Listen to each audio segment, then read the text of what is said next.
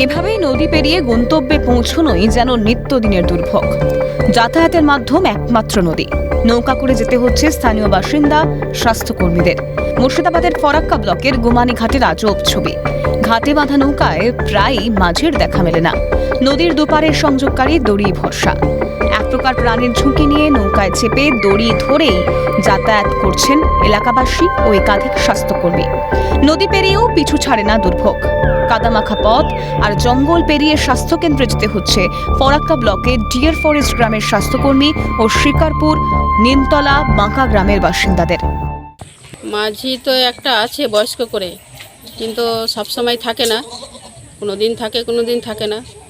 আমাদের যাতায়াত করে আমাদের দড়ি টেনে অভ্যেসটা একটু হয়ে গেছে, মানে নিজে থেকেই মাঝির আশায় থাকে। খারাপ অনেক, মানে এক হাঁটু কাদা জায়গায় জায়গায়, তো ওগুলো জায়গার কাদাগুলো তো সেরকম তুলাই হয়নি, আমরা হাতে চটি নিয়ে কাদাগুলো পার হয়ে যাচ্ছি। ঘাটে যেখানে নামতে হয় দুটো ঘাট পরে, তো একটাতে যেমন তেমন ব্রিজ হয়ে গেছে, তখন একটাই ঘাট পরে। ওইখানে ঘাটটাই এতটি সোজাভাবে দাঁড় করানো আছে যে উঠা যায় না, বৃষ্টি হয়ে যায় তখন স্লিপ কেটে পড়ে যেতে হয়।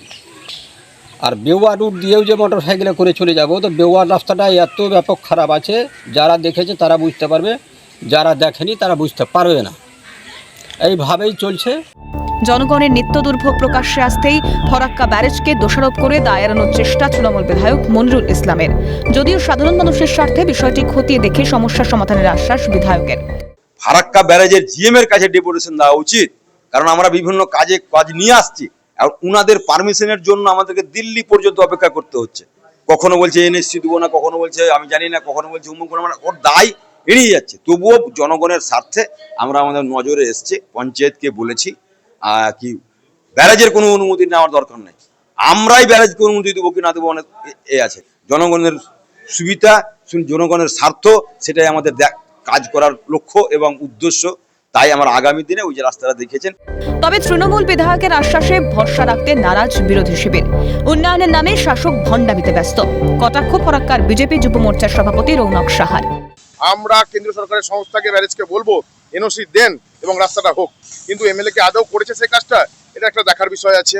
উন্নয়নের নামে শুধু ভণ্ডামি হয়েছে আর চুরি হয়েছে রাজ্যে, আর কিচ্ছু না। বিগত 12 বছর ধরে ফরাক্কা ব্লকের বেওয়া 1 গ্রাম পঞ্চায়েতের নিমতলা উপস্বাস্থ্য কেন্দ্রের 5 জন আশাকর্মী, একজন দ্বিতীয় এএনএম এবং একজন কমিউনিটি হেলথ অফিসার এভাবেই দড়ি ধরে করছেন নদী পারাপার। জীবন বিপন্ন করে গ্রামের ঘরে ঘরে পৌঁছে দিচ্ছেন স্বাস্থ্য পরিষেবা। রুটি রুজির টানে এই পথ ধরেই কর্মক্ষেত্রে ছুটছেন বাসিন্দারা। তবুও কি নির্বিকার স্থানীয় প্রশাসন?